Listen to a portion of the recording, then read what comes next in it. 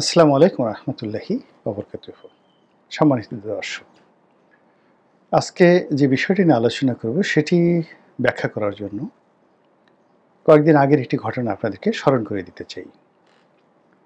বিএনপির বর্ষীয় নেতা এবং মহাসচিব মির্জা ফখরুল ইসলাম আলমগীর অত্যন্ত সম্মানিত, মার্জিত ভদ্রলোক। সম্প্রতি তিনি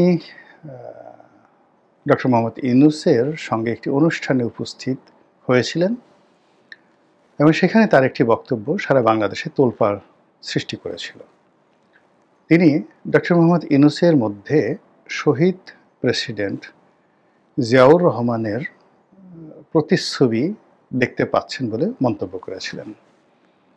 আমার মনে নাই ঠিক যে অনুষ্ঠানটা কী ছিল, তারপর কোন প্রেক্ষাপটে তিনি এই কথাগুলো বলেছিলেন। তার সেই বক্তব্যের যে অন্তর্নিহিত তাৎপর্য, এটা কী ছিল, ওটার পক্ষে কোনো কিছু বলার হয়তো কিছু ছিল, কিন্তু ওই সময়টিতে তাকে নিয়ে এতটা বেশি ট্রল হচ্ছিল, বিষয়টা নিয়ে এত ট্রল হচ্ছিল, তখন যদি এটা নিয়ে আমি কোনো পক্ষে বা বিপক্ষে যাই বলতাম না কেন, ওটা ঠিক আমিও ধারণ করতে পারতাম না, বিএনপিও হয়তো ধারণ করতে পারতো না। এই জন্য আসলে ওই বিষয়টা নিয়ে ওই মুহূর্তে আমি তেমন কোনো কথা বলিনি আর কোনো ভিডিও করিনি। কিন্তু যে নির্মম নিষ্ঠুর সমালোচনা হয়েছিল মির্জা ফখরুলকে রীতিমতো বিএনপির অনেক লোক, বিএনপি বিরোধী অনেক লোক যেভাবে ট্রল করেছিলেন, তা মির্জা ফখরুল সাহেবের জীবনে আর কখনো হয়নি।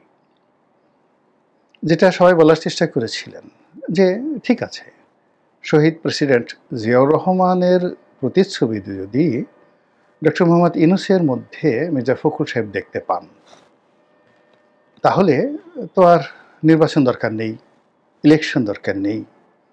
ডক্টর মোহাম্মদ ইউনূস আছেন, তিনি থাকুন। নির্বাচন হলে সেখানে প্রধানমন্ত্রী হবেন যাকে বলা হয় তারেক রহমান সাহেব। তো মির্জা ফখরুল সাহেব তো তারেক রহমান সাহেবের ভিতরে শহীদ প্রেসিডেন্ট জিয়াউর রহমানের প্রতিচ্ছবি দেখতে পাননি, কখনো বলেননি। আবার বিএনপির যারা লোকজন, তারা কখনো চায় না যে তাদের পার্টির ফাউন্ডিং ফাদার, এই দলটি যিনি প্রতিষ্ঠা করেছেন, জিয়াউর রহমানের এই যে ভাবমূর্তি, তার যে ইমেজ, এটি অন্য কোনো নেতা দ্বারা প্রতিস্থাপিত হোক। এর কারণ হলো জিয়াউর রহমানের যে লিগেসি, তার যে ঐতিহ্য, মুক্তিযোদ্ধা হিসেবে, তারপর সেই ৭ই নভেম্বরের পরবর্তী সময়ে সেনাবাহিনী এবং দেশে স্থিতিশীলতা বজায় কারী হিসেবে, দেশে প্রথম মার্শাল ল অ্যাডমিনিস্ট্রেটর হিসেবে সফল, প্রেসিডেন্ট হিসেবে সফল, একটি রাজনৈতিক দল প্রতিষ্ঠা করে যেভাবে তিনি জনপ্রিয়তা অর্জন করেছেন, সফল, এবং সর্বোপরি তার যে মৃত্যু, এটি যেভাবে সারা বাংলাদেশের মানুষকে আবেগময় করে তুলেছিল, বিএনপির প্রতি মানুষের দুর্বলতা জন্ম দিয়েছিল, এবং বিএনপির সমর্থকদেরকে যেভাবে বজ্র কঠিন ইস্পাতের মতো পরস্পরের সাথে সম্পৃক্ত করেছিল, এটি অন্য কারোর সঙ্গে তুলনীয় নয়। হয়তো বেগম জিয়া, হয়তো তারেক জিয়া, হয়তো পরবর্তী অন্য কেউ বিএনপির নেতা, তারা কোনো কোনো ক্ষেত্রে শহীদ প্রেসিডেন্ট জিয়াউর রহমানের সফলতাকে ছাড়িয়ে যাবেন, কিন্তু অ্যাজ এ হোল তাদের কোনো কর্মকাণ্ড দ্বারাই সেই শহীদ প্রেসিডেন্ট জিয়াউর রহমানের প্রতিচ্ছবি অর্জিত হবে না। আর যদি সেটা হয়, তাহলে বিএনপি ভেঙে টুকরো টুকরো হয়ে যাবে এবং সেখানে নতুন আরেকটি দল তৈরি হয়ে যাবে। তো কাজেই বিএনপি কখনো চাইবে না যে বিএনপির মধ্যে জিয়াউর রহমান সাহেবের চাইতে বড় কোনো নেতা আসুক, তার চেয়ে বড় কোনো রেভলিউশন সেখানে তৈরি হোক, এতে করে সেই বিএনপির যে স্বকীয়তা, এটি হারিয়ে যাবে। আওয়ামী লীগের ক্ষেত্রে তিনবার এই ঘটনা কিন্তু ঘটেছে।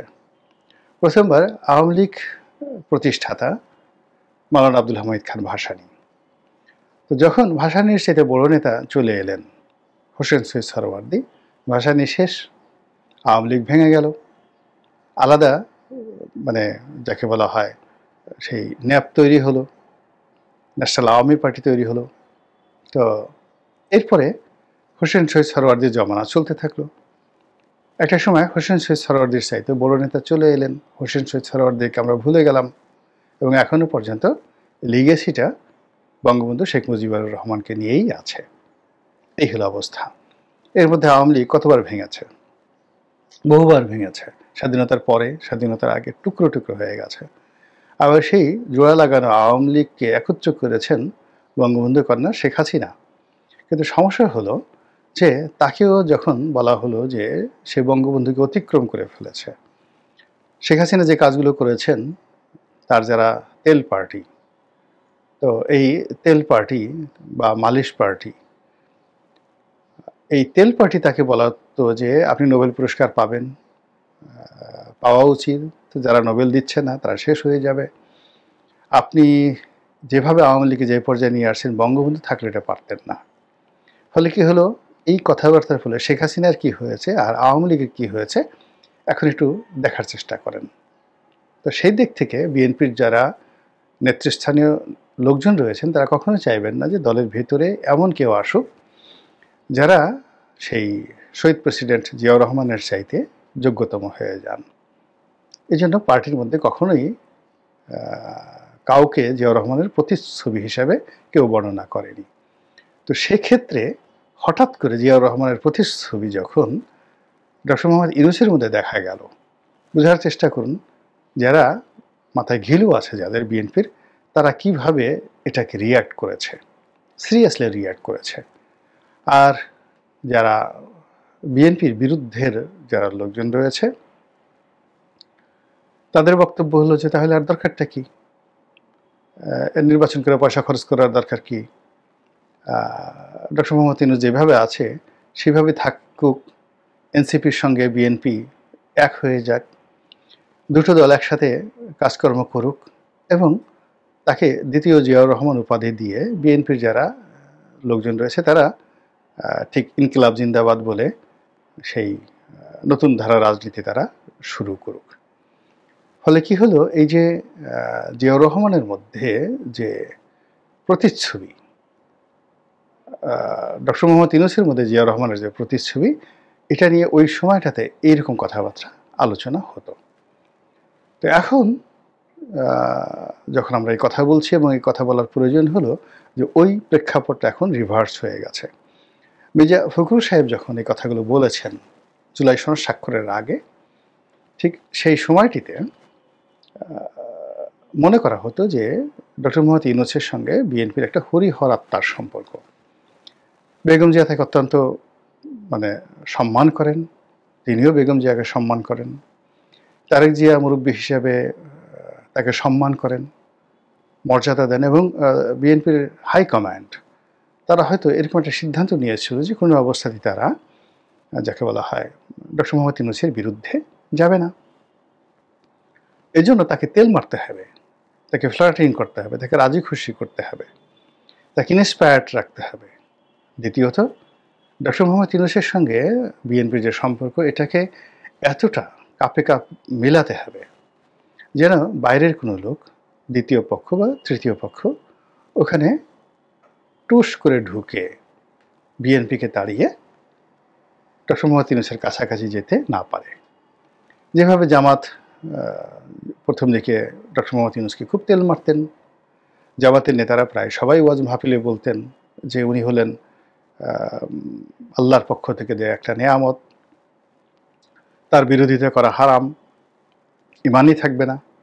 বিশেষ একটা পরিস্থিতিতে আল্লাহ তাকে বাংলাদেশে পাঠিয়েছেন, কাজেই তাকে কি বলবো, এটা বলাটাও শিরক হয়ে যাবে।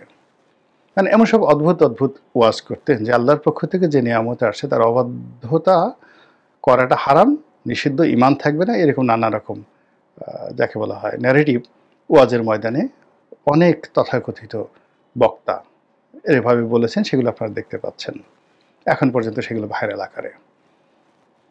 এরপর এনসিপির যারা লোকজন তাদেরকে ডক্টর মোহাম্মদ ইউনূস তো বলেছেন যে ওরাই আমাকে নিয়োগ দিয়েছে, আর তারাও বলেছে আমরাই তাকে নিয়োগ দিয়েছি। তো এদের মধ্যে একটা দাদা নাতির সম্পর্ক, পিতা পুত্র সম্পর্ক, যেরকম নানা নাতির সম্পর্ক, হোয়াট এভার মেবি, একটা মধুর সম্পর্ক ছিল।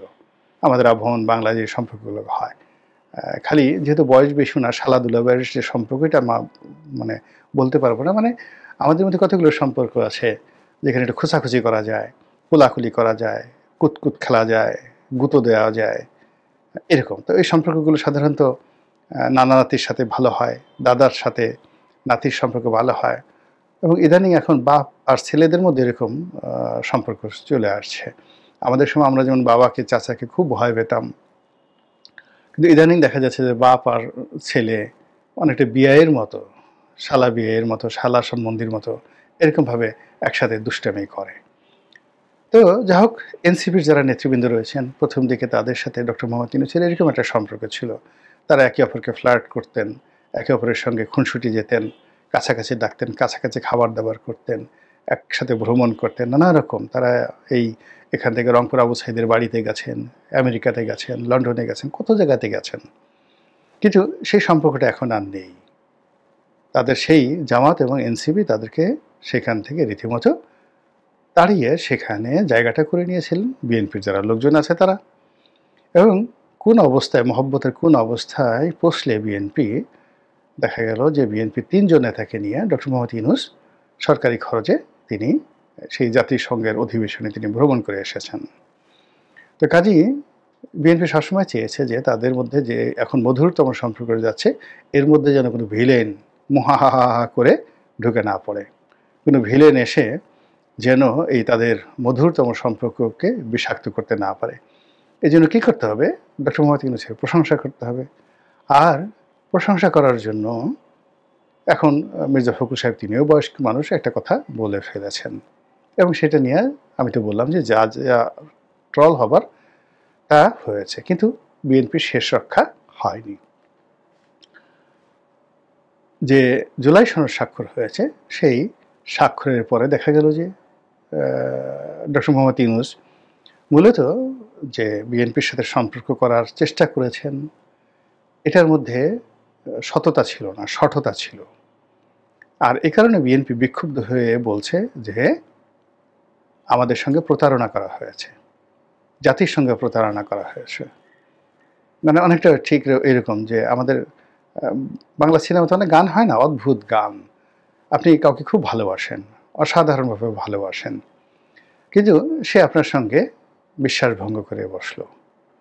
বিশ্বাসভঙ্গ করার পরেও আপনি তার পিছিয়ে পিছিয়ে ঘুরবেন, তাকে বাদ দিয়ে আপনি কোনো কিছু করতে পারবেন না। একটা বিখ্যাত গান আছে না, বেদের মেয়ে জ্যোৎস্না আমায় ফাঁকি দিয়েছে, আসি আসি বলে জ্যোৎস্না, কি যেন আছে না, গান আছে না, বেদের মেয়ে জ্যোৎস্নার একটা গান, নাচে নাচে গান গায়। মানে বেদের মেয়ে জ্যোৎস্না ফাঁকি দিচ্ছে নায়ককে, ইলিয়াস কাঞ্চনকে, কিন্তু তারপরে ইলিয়াস কাঞ্চন মনের আনন্দে নাচছে, গান গাইছে, এবং তারপরে সে বেদের মেয়ে জ্যোৎস্না, বেদের মেয়ে জ্যোৎস্না এই কথাগুলো বলছে। এটা একটা উপলক্ষ। এই গানের সঙ্গে, এই পাত্রপাত্রী চরিত্রের সঙ্গে বর্তমান রাজনীতির কোনো তুলনা নেই, কিন্তু জাস্ট উদাহরণ দিলাম যে জুলাই সনদের মাধ্যমে বিএনপি যে হুমকির মধ্যে পড়েছে, যে রাজনীতির সঠতার মধ্যে পড়েছে, প্রতারণার মধ্যে পড়েছে, এর ফলে বিএনপি বুঝে গেছে যে তাদের সঙ্গে ডক্টর মোহাম্মদ ইউনূসের যে সম্পর্ক, প্রেম ভালোবাসা, এটা অরিজিনাল ছিল না। তার অরিজিনাল প্রেম ভালোবাসা ছিল জামাত এবং এনসিপির সঙ্গে ছিল। ফলে এখন ওই যে মির্জা ফখরুল সাহেবের সেই কথা, জিয়াউর রহমানের যে প্রতিচ্ছবি, এটা নিয়ে আবার নতুন করে ট্রল হচ্ছে। কি ট্রল হচ্ছে? এখন যে ভোটের কথা বলা হচ্ছে, গণভোট, জুলাই সনদ গ্রহণ করার ব্যাপারে বা বর্জন করার ব্যাপারে একটা গণভোট হবে, হানা ভোট। বিএনপি এই ভোটটা দিতে চাচ্ছে না। কেন? মূলত বিএনপির আশঙ্কা যে এই ভোটটা যদি হয়ে যায় গণভোট, এবং সেখানে হা ভোট যদি জয়যুক্ত হয়, এবং হবে ওইভাবে তৈরি করা হবে meticulously, there is no way 90%ও যদি না ভোট পড়ে, রাষ্ট্রযন্ত্র এমন একটা শক্তিশালী, তারা ইচ্ছা করলে এটাকে হা ভোট বাড়াতে পারে, 90% হা ভোট। তো এই জন্য হা ভোট যদি হয়ে যায়, জুলাই সনদ গৃহীত হলো, ওটাকে বলা হলো এটা বিপ্লবী সরকার, সংবিধানবাদ, এই সরকার আরও 5 বছর থাকবে, বিএনপির কিচ্ছু করার থাকবে না। এই জন্য বিএনপি আসলে এই নির্বাচনটা দিতে চাচ্ছে না। আর এই নির্বাচনটাকে করানো, অনুষ্ঠান করানো, এটা এনসিপি এবং জামাতের অস্তিত্বের বিষয়। আর ডক্টর মোহাম্মদ ইউনূসেরও এটা মানে নির্বাচন হওয়ার চাইতে এই গণভোট হওয়াটা, জাতীয় নির্বাচনের চাইতে গণভোট হওয়াটা তার জন্য স্বস্তিদায়ক এবং বলতে গেলে কিছুটা হলো সেফ এক্সিটের ক্ষেত্রে অথবা সেফ এক্সিস্টেন্সের ক্ষেত্রে তার জন্য সুবিধাজনক। ফলে তিনি আবার চুপচাপ বসে আছেন। আর রাজনীতির ময়দানে সেই এনসিপি, জামাত, বিএনপি আগের মতো লড়াই সংগ্রাম শুরু করেছে। এখন সেই যে হা না ভোট সম্পর্কে লোকজন টিটকারি করে বলছে যে বিএনপির অস্তিত্ব তো হা না ভোটের মধ্যে। জিয়াউর রহমান সাহেব তার ক্যারিয়ার শুরু করেছিলেন, রাজনীতি শুরু করেছিলেন এই হা না ভোটের মাধ্যমে।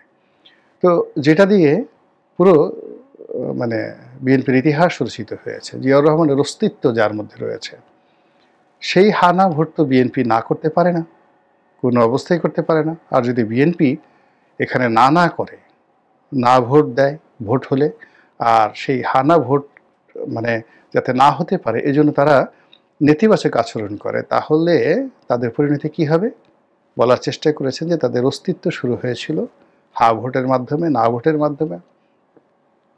তাদের ইতিহাস, সংস্কৃতি যা কিছু আছে সব হা না ভোটের মাধ্যমে। এবং হানা ভোট না হলে জিয়াউর রহমান হতেন না, হানা ভোট না হলে বিএনপি হতো না।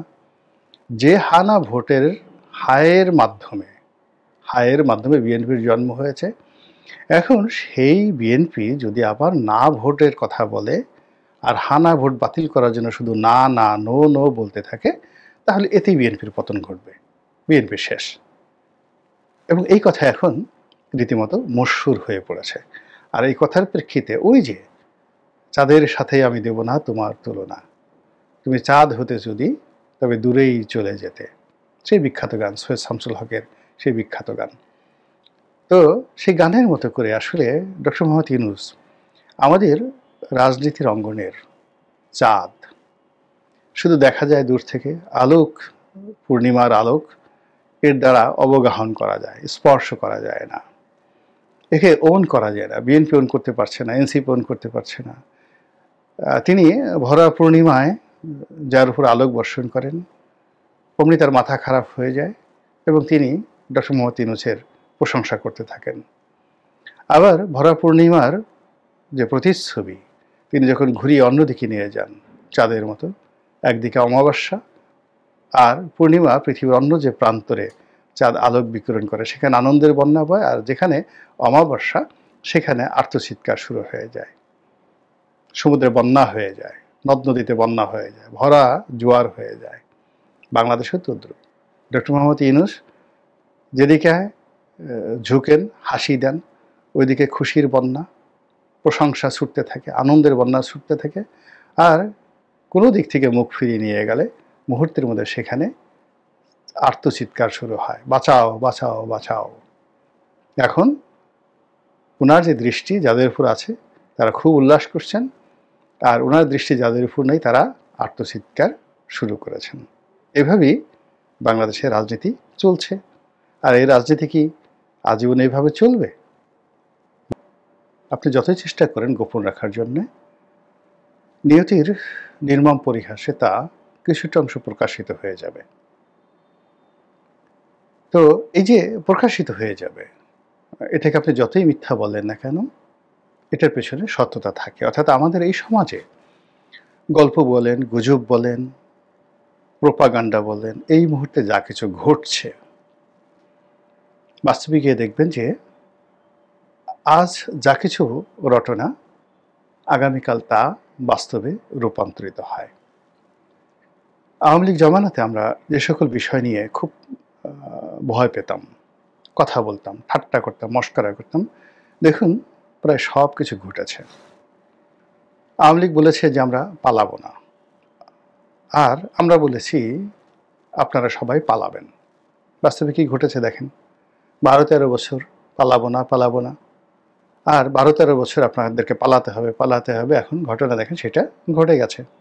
আচ্ছা, তারপর আমরা বলেছি যে আপনারা তো দিল্লির এজেন্ট, ভারতের এজেন্ট, ভারতের দালাল, ভারতের স্বার্থ সংরক্ষণ করেন, এবং যখনই আপনারা পালানোর প্রয়োজন হবেন সবাই গিয়ে ভারতে থাকবেন। দিল্লি, কলকাতা, আগ্রা, আজমির সব আপনাদের জন্য উন্মুক্ত। এখন দেখেন কী অবস্থা হচ্ছে।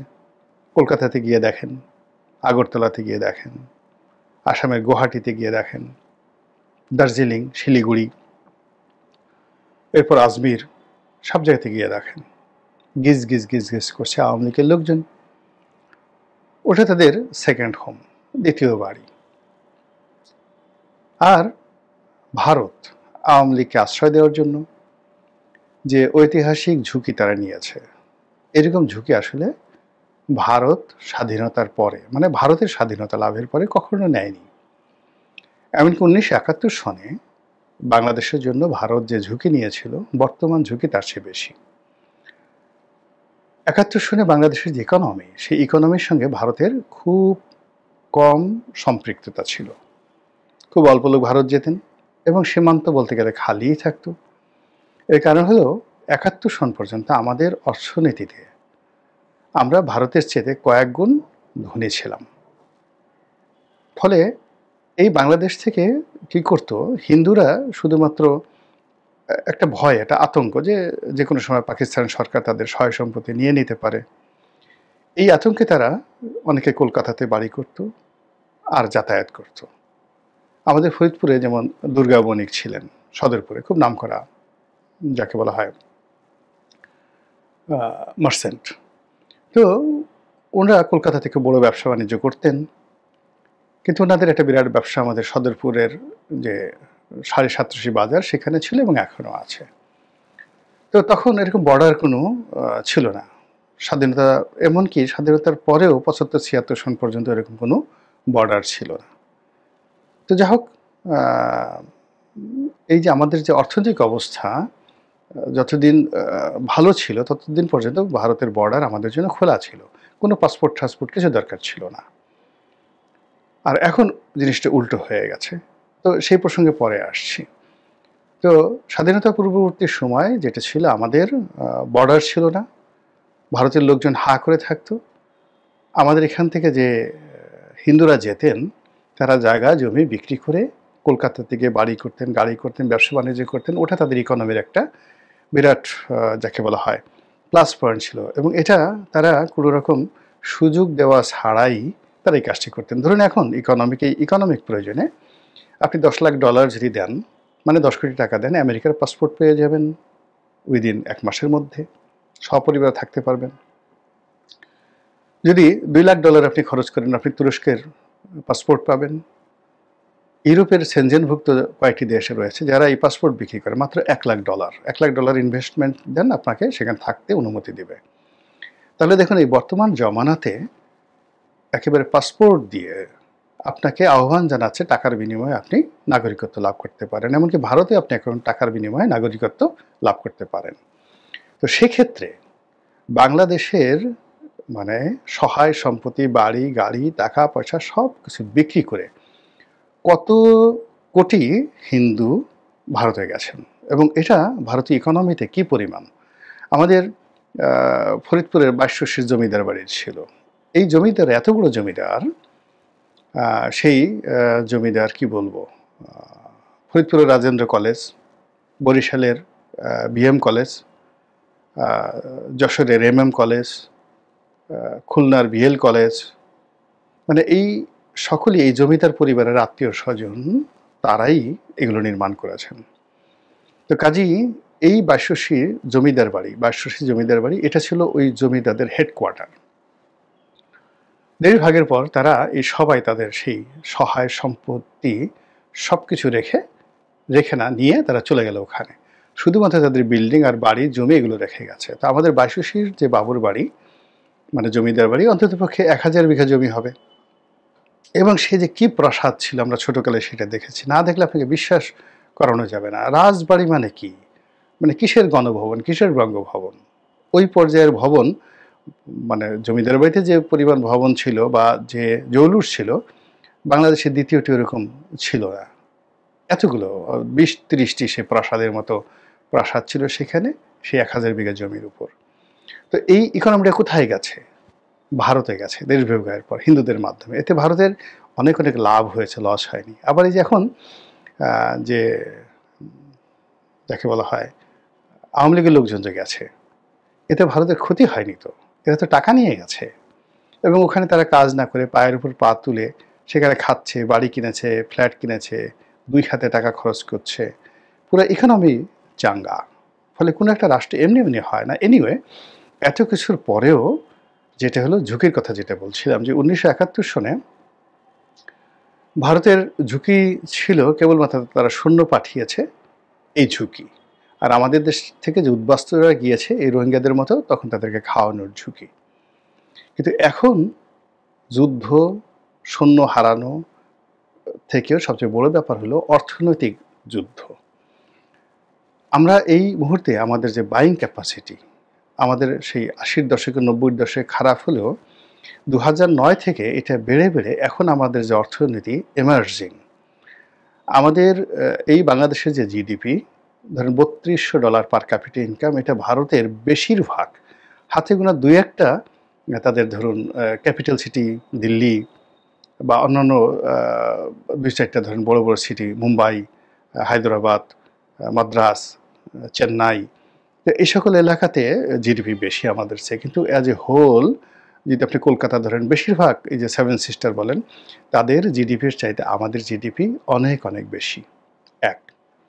২ নম্বর হলো আমাদের ট্রেড অ্যান্ড কমার্স অতীতের যে কোনো সময়ের সাথে বেশি। 1971 সনে ভারতের সঙ্গে আমাদের যে ট্রেড অ্যান্ড কমার্স যদি ধরেন ৳১, এখন সেটা ৳১,০০০, ১,০০০ গুণ বৃদ্ধি পেয়েছে। আমরা যে ৪৬ বিলিয়ন বা $৫০ বিলিয়ন আয় করি এক্সপোর্ট করে, তার মাত্র 5% আমাদের নেট প্রফিট, বড় জোর 10%। ৪৬ বিলিয়ন ডলারের 10%, $4.6 বিলিয়ন আমরা আয় করি এক্সপোর্টে নেট। কিন্তু আমরা ইম্পোর্টে খরচ করি ৩ গুণ, প্রায় মোর দ্যান $100 বিলিয়ন। $100 বিলিয়ন। আমরা যে এই $100 বিলিয়ন ইম্পোর্ট করি তার সবচেয়ে বড় পার্টনার হলো ভারত। অর্থাৎ আমরা চীনে সম্ভবত 35%, আর ভারতে আমরা এখনও অফিসিয়ালি 46% আমরা আমদানি করি ভারত থেকে। আর এই 46% আমদানির সঙ্গে সঙ্গে চোরাচালানি যদি ধরেন আরও 10%, তাহলে আমাদের ইকোনমির 56% ভারতের সাথে সরাসরি হয়। আর আমাদের ট্রেড কমার্সের পাশাপাশি বছরে না হলেও 30 থেকে 50 লাখ লোক ভারতে যায় চিকিৎসা, বিনোদন, মার্কেটিং ইত্যাদির জন্য। এই ইকোনমিটা গত 14 মাস ধরে মুখ থুবড়ে আছে, এবং এই যে 56% আমাদের ইম্পোর্ট, সেই ইম্পোর্টের অর্ধেকটা এখন হচ্ছে ভারতের সঙ্গে। আর আমাদের যে যাকে বলা হয় সীমান্ত বাণিজ্য এবং এই যে দেশের বাইরে যাওয়ার যে প্রবণতা, ভারতে যাওয়ার প্রবণতা, এটা 10%-এ নেমেছে, 90% অফ আছে। এখনও 10% যাতায়াত হয় খুব সতর্কভাবে। আর এর দ্বারা ভারতের যে 7 সিস্টারগুলো রয়েছে, এখানে বাংলাদেশ কেন্দ্রিক, বাংলাদেশ পর্যটন কেন্দ্রিক যে হোটেল ব্যবসা, মোটেল ব্যবসা, তারপরে সেখানকার যে ট্রান্সপোর্ট, সেখানকার যে আমদানি রপ্তানি যা কিছু গড়ে উঠেছিল সব কিছু মুখ থুবড়ে পড়েছে। ফলে কি হলো, ভারত এই তার স্বাধীনতার পর, ভারতের স্বাধীনতার পরে এই বাংলাদেশ দ্বারা বা প্রতিবেশী রাষ্ট্রগুলোর মধ্যে এই বাংলাদেশ দ্বারা এই মুহূর্তে তাদের যে আর্থিক ক্ষতি হচ্ছে এটা কখনো হয় না, এবং এটা তারা এই ক্ষতিটা বহন করছে কাদের জন্য? আওয়ামী লীগের জন্য। তো আওয়ামী লীগের জন্য এই যে তারা যে স্যাক্রিফাইস করছে, আওয়ামী লীগের জন্য তারা যে ঝুঁকি নিয়েছে, এটা 1971 সনেও এই ঝুঁকিটা নেওয়া হয়নি। ফলে আমরা ওই যে আওয়ামী লীগ এবং ভারতকে নিয়ে যে কথাগুলো বলেছিলাম, সেই কথাগুলো এখন দেখুন কতটা বাস্তব হয়েছে। সর্বশেষ আমাদের আতঙ্ক ছিল ভারত এখানে তার আধিপত্য বিস্তার করবে, এমনকি ইনসার্জেন্সি চালাবে, আক্রমণ চালাবে, এটাকে সিকিম বানিয়ে ফেলবে, এটাকে কাশ্মীর বানিয়ে ফেলবে। এটা যে ভবিষ্যতে হবে না, বিশ্বাস করেন, এটা বুকে হাত দিয়ে আমরা কেউ বলতে পারবো না। গেল আওয়ামী লীগের এই প্রসঙ্গে, এটা বলতে গেলাম এত কথা কেন? কিছু না কিছু বটে, কিছু না কিছু রটে, বা কিছু না কিছু রটে, কিছু না কিছু বটে, এটার ব্যাখ্যা দেওয়ার জন্য। এখন যে প্রসঙ্গ নিয়ে আলোচনা করবে সেটা হলো বাংলাদেশের দুটো বিতর্কিত গ্রুপ, একটা হলো এস আলম গ্রুপ আর একটা হলো সামিদ গ্রুপ। এই দুটো গ্রুপ আওয়ামী লীগ জমানাতে অর্থবিত্ত, ব্যবসা বাণিজ্যের সিংহভাগ তারা সঞ্চয় করেছে। আর একটা গ্রুপ ছিল বেক্সিমকো, কিন্তু বেক্সিমকো যে টাকা কি করেছে এটা সালমান সাহেব জানেন আর তার মানে কপাল জানেন। কিন্তু এস আলম যেটা করেছে বা সামিদ যেটা করেছে, তারা তাদের টাকার একটা বিরাট অংশ দুবাইতে, সিঙ্গাপুরে, তারপরে বিশ্বের অন্যান্য দেশে এমনকি ভারতে তারা সেটা সরিয়ে নিয়েছে। তো তারা ব্যাংকগুলোকে ফোকলা করে দিয়েছে। কিন্তু সেই তুলনায় বাংলাদেশে তাদের যে বিনিয়োগ এবং ইনভেস্টমেন্ট সেটা তুলনামূলকভাবে অনেক অনেক কম, এবং তারা পুরো বাংলাদেশকে জিম্মি করে ফেলেছে। বলা হয়ে থাকে যে এস আলম 2 লক্ষ কোটি টাকা বাংলাদেশ থেকে পাচার করেছে, 2 লক্ষ কোটি টাকা। আর সামিট গ্রুপ কি করেছে তার বাস্তব প্রমাণ হলো আজিজ খান এখন সিঙ্গাপুরের সবচেয়ে ধনী ব্যক্তি। তো আমাদের যত ক্রোধ সেটা আমরা এস আলমের উপর দেখিয়েছি। তার ব্যাংকগুলো দখল করে নিয়েছি, তারপরে তার টেলিভিশন দখল করে নিয়েছি, তার শিল্প কলকারখানা বন্ধ করে দিয়েছি বা দখল করে নিয়েছি ইত্যাদি নানা কিছু। কিভাবে চলছে আমরা জানি না, এবং এটা স্পষ্ট বিএনপির বেশ কয়েকজন নেতা, শীর্ষ নেতা, চট্টগ্রামের, ঢাকার, কক্সবাজারের, বিশেষ করে সালাউদ্দিন সাহেবের নাম আসছে এস আলমের রক্ষাকর্তা হিসাবে। এটা ঠিক। আবার সামিট গ্রুপ যেটা সুবিধা হলো, সামিট গ্রুপ তাদের পুরো ইনভেস্টমেন্টটা কিন্তু দুটো জায়গাতে। একটা হলো বিদ্যুৎ খাতে, আর একটা হলো পোর্ট খাতে, চট্টগ্রাম বন্দরের যে ড্রাই ডক ইয়ার্ডগুলো রয়েছে সেখানে। এটা এত স্পর্শকাতর যে এখানে আসলে মানে আঘাত করা মানে পুরো বাংলাদেশ শেষ হয়ে যায়, অন্ধকার, আমদানি রপ্তানি বন্ধ হয়ে যাওয়ার ফলে এস আলমের যে ক্ষয়ক্ষতি হয়েছে তার 100 ভাগের 1 ভাগ ক্ষয়ক্ষতিও কিন্তু যাকে বলা হয় সামিট গ্রুপের হয়নি, নাম্বার 1। নাম্বার 2 হলো যে বিএনপি যে সকল নেতা এস আলমের সঙ্গে সম্পৃক্ত হয়েছেন বা নসরুল হামিদ বিপুর সহায় সম্পত্তি রক্ষায় বিএনপি বা যাকে বলা হয় এই এখন উপদেষ্টা রেজওয়ানা হাসানের হাজব্যান্ড, তাদের যত দুর্নাম বদনাম হচ্ছে, ঠিক সামিট গ্রুপ তাদের টাকার পরিমাণ বেশি, ব্যবসায়িক এস্টাবলিশমেন্ট বেশি, কিন্তু তাদের রক্ষা করার জন্য যে সকল বিএনপি নেতা, জামাত নেতা বা অন্য কেউ যদি থেকে থাকেন, আমি এটা মানে সুনির্দিষ্টভাবে বললাম না, নিঃসন্দেহে তাদেরকে কেউ না কেউ রক্ষা করছেন। তারা তুলনামূলকভাবে নিরাপদে আছেন, বদনাম কম হচ্ছে, মানে যারা আশ্রয়দাতা। যেমন এস আলমকে কেন্দ্র করেই সব এক নামে সালাউদ্দিন সাহেবের নাম বলছে, কিন্তু সামিট গ্রুপকে হয়তো দেখা গেল এরকম কেউ টালাউদ্দিন আছেন বা বাহাউদ্দিন আছেন, টুনাউদ্দিন আছেন, সুজাউদ্দিন আছেন, কুনাউদ্দিন আছেন, তাদের সম্পর্কে আমরা তেমন শব্দ করতে পারছি না। এই কারণ হলো যে ওটা স্পর্শকাতর একটা ব্যবসা, রাষ্ট্রের অস্তিত্বের সাথে জড়িত। তো যেটা আমরা জানি যে যেহেতু তাদের উত্থান আওয়ামী লীগকে দিয়ে, তারা আওয়ামী লীগের পেছনে টাকা খরচ করছে এবং করবে এবং করতে বাধ্য, এবং আওয়ামী লীগের অনেক দেখা গেল ফান্ড এদের নামে আছে, এদের অনেক ফান্ড আওয়ামী লীগের নামে আছে দেশে দেশের বাইরে। তো এরকমই একটা প্রেক্ষাপটে আমরা শুনেছিলাম যে এস আলম দুবাই থেকে আলাদা চার্টার প্লেনে করে দিল্লিতে শেখ হাসিনার সাথে দেখা করেছেন এবং মোট 4,500 কোটি টাকা তিনি দেওয়ার প্রতিশ্রুতি দিয়েছেন। ক্যাশ 3,000 কোটি টাকা আর 1,500 কোটি টাকা বাকি, এরকম একটা খবর চাউর হয়েছিল। তো সেটা নিয়ে অনেকে নানা রকম মন্তব্য করেছে, আওয়ামী লীগের এত টাকার দরকার কি, সেইটা কি, ইত্যাদি ইত্যাদি। আবার অনেকে বলার চেষ্টা করছে ছি ছি ছি, এটা কী ধরনের কথা, এদের আর ইমান এখানে ঠিক হবে না। তো ওই যে বললাম যে এস আলমকে নিয়ে কথা হয়েছে, কিন্তু যদি 4,000 কোটি টাকা এস আলম দিয়ে থাকে তাহলে একইভাবে এই 4,000 কোটি টাকা ভ্যাকসিনকেও দিতে পারে বা দিয়েছে। 4,000 কোটি টাকা যাকে বলে সামিট গ্রুপই দিয়েছে একে অপরের সাথে প্রতিযোগিতা করে। এমনকি ওই যে নজরুল ইসলাম মজুমদার যে এখন জেলে আছে, এক্সিম গ্রুপ, তারও তো বিদেশে টাকা পাঠানো হয়েছে, তারা যে টাকা দেয়নি, নট লাইক দ্যাট। সমস্যা যেটা বলতে চাচ্ছি যে এই টাকাগুলো এখন কথা বলা শুরু করেছে, দ্য মানি ইজ স্পিকিং নাও। এই যে রাস্তায় যে মিছিল দেখেন, ক্রমাগত আওয়ামী লীগ যে মিছিল বাড়ছে, আওয়ামী লীগের কয়েকজন নেতা দেখলাম যে বেশ বাংলাদেশে যারা আছে পালিয়ে আছে। তো কথা হলো কেমন আছেন, আগে বলতো না ভাই খুব খারাপ, এখন বলো আলহামদুলিল্লাহ খুব ভালো আছি। মানে আপনি বোঝার চেষ্টা, হাউ ইট টক্স। দেশের বাইরে থেকে যারা কথাবার্তা বলতেন 6 মাস আগে তাদের চেহারা দেখতেন, আর এই আসলামের এই ঘটনার পরে আপনি গত 1 সপ্তাহ থেকে দেখেন যারা কন্টেন্ট তৈরি করেন, সেই কন্টেন্ট ক্রিয়েটার যারা আছেন তারা কিভাবে কথা বলছেন। অনেক মন্ত্রী আছেন, সাবেক মন্ত্রী, যারা আগে কোটটাই পরতেন না, এখন কোটটাই পরে আপনাদের সামনে কথা বলতে আসেন। অনেকের চেহারা মানে রীতিমতো মলিন হয়ে গেছিল, এখন তাদের চেহারা আরও অনেক সুন্দর হয়ে গেছে। এরকম নানা রকম যে ন্যারেটিভ তৈরি হচ্ছে এবং যেভাবে এই যে ধরুন একসাথে এতগুলো আন্তর্জাতিক গণমাধ্যমে শেখ হাসিনার সাক্ষাৎকার ছাপা হলো এবং সেটা ছাপা হওয়ার পরে মাশরিক থেকে মাগরিব পর্যন্ত শুধুমাত্র আওয়ামী লীগ যে জিকির ফিকির তোলা হলো, তারপরে যেভাবে মানে আওয়ামী বিরোধী যারা লোকজন রয়েছে ক্রমশ তাদের মধ্যে ভয় সঞ্চারিত হচ্ছে। আওয়ামী লীগের যে সকল আমলা কামলা এখন ক্ষমতা আছেন, যারা ক্ষমতার বাইরে আছেন, যারা পালিয়ে আছেন, যারা মামলায় যে ফাঁসির আতঙ্কে যারা কাটাতেন এই মাস তিনেক আগে, এখন তাদের অনেকের মধ্যে একটা চিয়ারিং মোড চলে আসছে। মনে হয় যে তারা বিজয়ী হয়ে পড়েছেন বা সামথিং ইজ হ্যাপেনিং।